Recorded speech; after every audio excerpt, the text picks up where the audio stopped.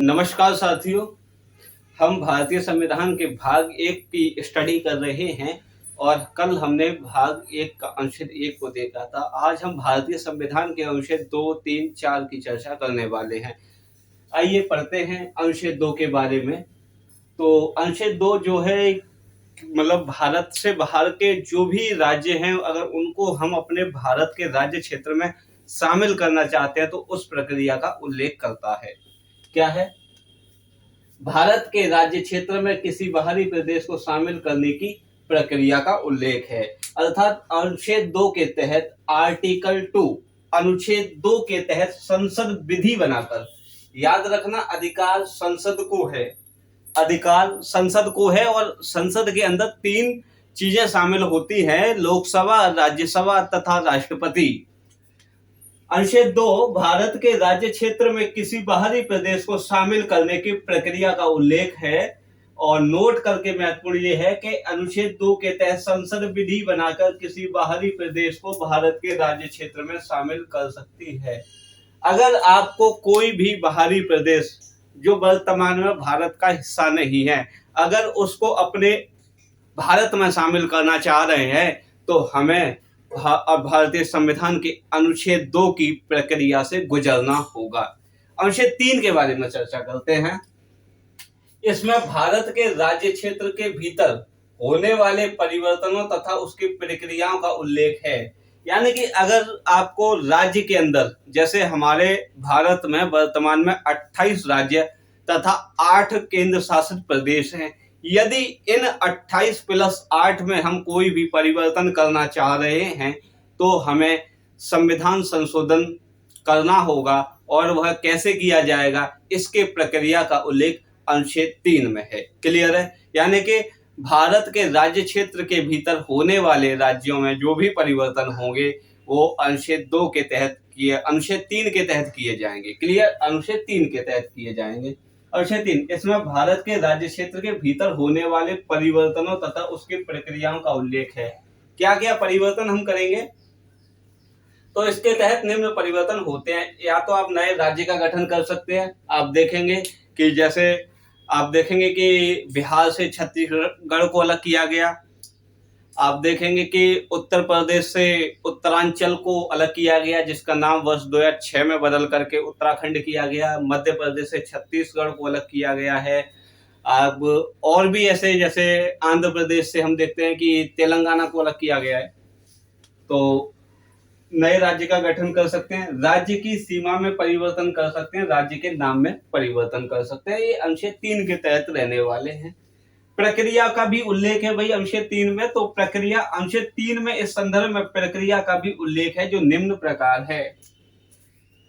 अनुच्छेद 3 में इस संदर्भ में, यानी कि जो भी ये 3 परिवर्तन किए जाएंगे, नए राज्य का गठन है, राज्य की सीमा में परिवर्तन है, राज्य के नाम में परिवर्तन है, ये जो भी परिवर्तन किए जाएंगे तो प्रक्रिया क्या है कि अनुच्छेद 3 में इस संदर्भ में प्रक्रिया का भी उल्लेख है जो भी निम्न प्रकार है। क्या है भाई कि इस संदर्भ में जो भी विधेयक लाया जाएगा वो संसद के किसी भी सदन में लाया जा सकता है। अगर आपको नए राज्य का गठन करना है, राज्य की सीमा में परिवर्तन करना है या राज्य के नाम में परिवर्तन करना है तो आप जो संविधान संशोधन का विधेयक लेकर के आएंगे उसे संसद के किसी भी सदन में ला सकते हैं। और संसद के कितने सदन होते हैं तो याद रखिएगा, संसद के 2 सदन होते हैं, लोकसभा और राज्यसभा। संसद के कितने अंग होते हैं तो याद रखिएगा, संसद के 3 अंग होते हैं, राष्ट्रपति, लोकसभा, राज्यसभा। एक तरफ मैंने प्रश्न किया था सदन के बारे में, तो 2 सदन होते हैं संसद के। अंग कितने होते हैं तो 3 होते हैं, जिसमें लोकसभा, राज्यसभा और राष्ट्रपति भी होता है। आइए, सबसे पहले तो अब यह है कि संदर्भ में जो भी आप परिवर्तन करना चाह रहे हैं संसद के किसी भी सदन में विधेयक को ला सकते हैं। दूसरा है, संसद में विधेयक लाए जाने से पूर्व राष्ट्रपति संबंधित राज्य विधानमंडल से राय लेते हैं। क्या?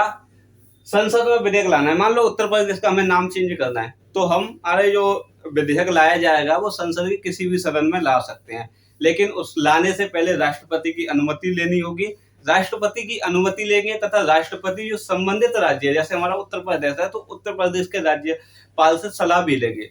हमारे उत्तर प्रदेश जो भी सलाह देते हैं कि उत्तर प्रदेश का नाम बदलना चाहिए या नहीं बदलना चाहिए, तो ये राष्ट्रपति पे डिपेंड करेगा कि वो उस राय को माने या ना माने।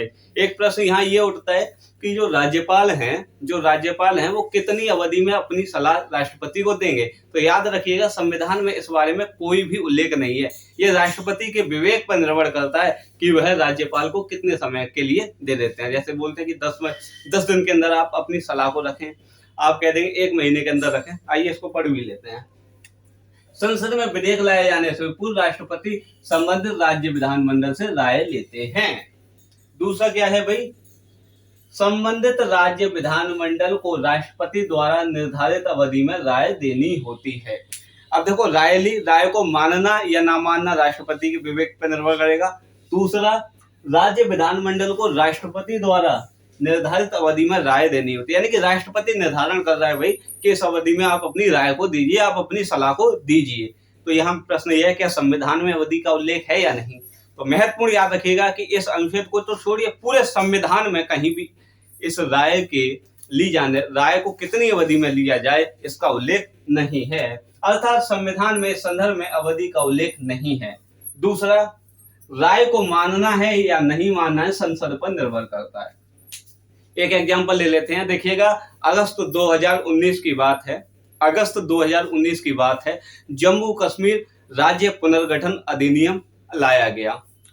तो नियमानुसार क्या करना चाहिए, जो हमारे संविधान का अनुच्छेद 3 ये कहता है कि हमें जम्मू कश्मीर को मतलब विभाजन करना है। तो उसके लिए क्या करना चाहिए कि भाई जम्मू कश्मीर जो राज्य है वहां की संसद से, वहां के राज्यपाल से, मतलब जम्मू कश्मीर के राज्यपाल से सलाह लेनी चाहिए। तो मोदी सरकार ने क्या किया, मतलब जो भारत सरकार जो थी उसने क्या किया, सलाह नहीं ली। क्यों नहीं ली, उसका एक आधार था। देखिए, इसको ऐसे समझ लीजिए, यहाँ समझा ही देते हैं तो चीजें ज्यादा क्लियर हो पाएंगी। देखिएगा भाई, अगस्त 2019 की बात है।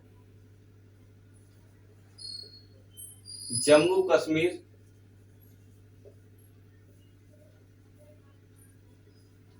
पुनर्गठन विधेयक संसद में लाया गया। ठीक है भाई, अगस्त 2019 में जम्मू कश्मीर पुनर्गठन विधेयक संसद में लाया गया। जब ये विधेयक लाया गया तो जम्मू कश्मीर में राष्ट्रपति शासन था।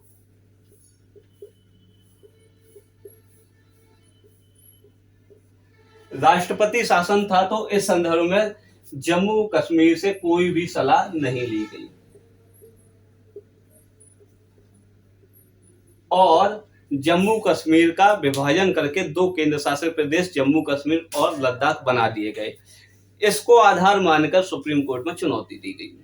चुनौती ये दी गई कि भाई संविधान मतलब सलाह क्यों नहीं ली गई। हालांकि सलाह का मानना या ना मानना तो केंद्र सरकार पर निर्भर है, फिर भी सलाह क्यों नहीं ली गई। तो उन्होंने मतलब सरकार का ये पक्ष रखा कि भाई सलाह इसलिए हमने नहीं ली क्योंकि वहां राष्ट्रपति शासन था। तो जिन्होंने मतलब इसको चुनौती दी है सुप्रीम कोर्ट में, उन्होंने कहा कि भाई राष्ट्रपति शासन स्थायी तो नहीं है, लेकिन आपने जो किया है ये तो स्थायी है। तो अस्थायी चीजों द्वारा स्थायी निर्णय कैसे लिए गए। तो इस संदर्भ में अभी ये मामला सुप्रीम कोर्ट में विचाराधीन है। दूसरी बात को समझ लेते हैं। वर्ष 2014 की बात है, आंध्र प्रदेश का विभाजन किया गया और तेलंगाना राज्य बनाया गया। इसमें जो विधेयक लाया गया था उसकी सहमति के लिए आंध्र प्रदेश में वह प्रस्ताव भेजा गया कि आंध्र प्रदेश का विभाजन कर देना चाहिए या नहीं। तो वहां की सरकार, वहां के राज्य विधानमंडल ने या वहां के राज्यपाल ने, आंध्र प्रदेश के तत्कालीन राज्यपाल ने मना कर दिया कि हमें अपना विधेयक, अपने आंध्र प्रदेश का विभाजन नहीं करवाना है। लेकिन वह सलाह नहीं मानी गई। क्यों नहीं मानी गई, क्योंकि यहाँ क्लियर है कि भाई ये राय को मानना या नहीं मानना संसद पर निर्भर है। नहीं मानी सलाह और फिर क्या हो गया, आपका फिर भी विभाजन कर दिया था आंध्र प्रदेश का। अगस्त 2019 में जब जम्मू कश्मीर पुनर्गठन विधेयक लाया गया था तो उस समय जम्मू कश्मीर में राष्ट्रपति शासन लगा हुआ था, जिस कारण राज्यपाल से जो सलाह मांगी जानी थी वो सलाह नहीं मांगी गई और बिना सलाह मांगे के बावजूद भी जम्मू कश्मीर का विभाजन दो केंद्र शासित प्रदेश जम्मू कश्मीर और लद्दाख में कर दिया गया। अब पूरे मतलब भारतीय संविधान के इतिहास में ऐसा नहीं हुआ कि बिना सलाह मांगे ही आप संविधान संशोधन कर दो। हालांकि सलाह मांगना या ना मानना ये केंद्र सरकार पर डिपेंड करता है, ये संसद पर डिपेंड करता है, फिर भी सलाह मांगनी तो चाहिए। इस बात को आधार बना करके याचिकाकर्ताओं ने सुप्रीम कोर्ट में एक याचिका दायर की है, जिसमें ये कहा गया है कि जम्मू कश्मीर में जब विधेयक लाया गया, जम्मू कश्मीर का जब विभाजन किया गया, तब वहां राष्ट्रपति शासन था। तो राष्ट्रपति शासन को हटाते, उसके बाद में वहां चुनाव होते, सरकार बनती, उसके बाद में राष्ट्रपति जम्मू कश्मीर का विभाजन होना है या नहीं होना है इस संदर्भ में विधेयक राज्यपाल के पास भेजते और हम सलाह देते। आप सलाह मांगते, मतलब मानते या ना मानते, ये आपके विवेक पर निर्भर था, लेकिन आप इस प्रक्रिया को पूरा करते। इस आधार पर जम्मू कश्मीर विधेयक को चुनौती दी गई है। दूसरी बात हम बात कर लेते हैं वर्ष 2014 की। देखिए, आंध्र प्रदेश था, आंध्र प्रदेश के विभाजन के संदर्भ में भारतीय संसद में एक विधेयक रखा गया। विधेयक रख जाने के बाद उस संबंधित राज्य जो था आंध्र प्रदेश, वहां के राज्य विधानमंडल पर भेजा गया, क्या हमें आंध्र प्रदेश का विभाजन कर देना चाहिए अथवा नहीं। इस विभाजन में राज्य विधानमंडल ने ये सलाह दी, राज्यपाल ने ये सलाह दी कि हमें आंध्र प्रदेश का विभाजन नहीं करवाना है, लेकिन इसके बावजूद भी उस सलाह को नहीं माना गया और आंध्र प्रदेश का विभाजन कर दिया। आप परेशान मत रहिए, ये सारी चीजें हम राज्य पुनर्गठन आयोग में विस्तार से पढ़ने वाले हैं कि कैसे 15वां राज्य बना, 16वां बना, 17वां बना, ये सब हम विस्तार से पढ़ने वाले हैं। आइए अनुच्छेद 4 के बारे में चर्चा कर लेते हैं। तो अनुच्छेद 2 एवं अनुच्छेद 3 के अंतर्गत जो भी परिवर्तन किए जाएंगे उन पर अनुच्छेद 368 की प्रक्रिया लागू नहीं होगी। अनुच्छेद 368 में संविधान संशोधन की प्रक्रिया का उल्लेख है। अनुच्छेद 368 के तहत संविधान में 2 तरीके से संशोधन होता है, विशेष बहुमत और विशेष बहुमत तथा आधे राज्यों के विधानमंडल का अनुमोदन। याद रखना, अनुच्छेद 368 के तहत संविधान में 2 प्रकार से संशोधन होता है, एक तो विशेष बहुमत द्वारा, दूसरा विशेष बहुमत तथा आधे राज्यों के विधानमंडल का अनुमोदन। आपसे परीक्षाओं में जो प्रश्न पूछ लेता है वहां एग्जामिनर ये चीज कर देता है कि विशेष बहुमत तथा आधे राज्यों से अधिक, तो यहाँ आधे राज्यों के अधिक का शब्द नहीं है, यहाँ केवल यह विशेष बहुमत तथा आधे राज्यों के विधानमंडल का अनुमोदन।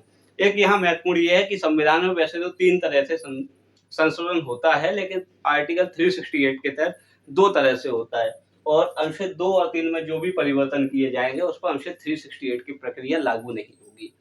अब देखिए, हमने वैसे देखा जाए तो भारतीय संविधान का भाग 1 पूरी तरह पढ़ लिया है, लेकिन कल हम भारतीय संविधान में संशोधन की क्या क्या प्रक्रियाएं रहेंगी उनके बारे में पढ़ेंगे। उसके बाद हम राज्य पुनर्गठन के आयोग के बारे में पढ़ेंगे और इस प्रकार हम अपने भारतीय संविधान के भाग 1 को पूरा कर पा रहे होंगे। तब तक बने रहिएगा साथ। जय हिंद, जय भारत।